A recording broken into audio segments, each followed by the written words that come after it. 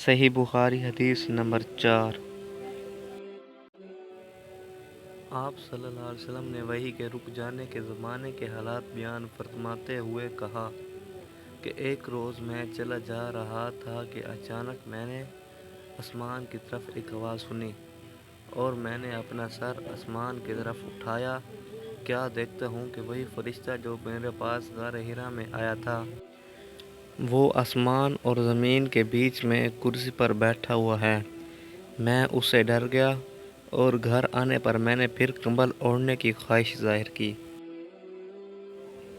اس وقت اللہ پاک کی طرف سے یہ آیات نازل ہوئیں: اے لحاف اوڑھ کر لیٹنے والے، اٹھ کھڑا ہو اور لوگوں کو عذاب الہی سے ڈرا اور اپنے رب کی بڑائی بیان کر، اور اپنے کپڑوں کو پاک صاف رکھ اور گندگی سے دور رہ۔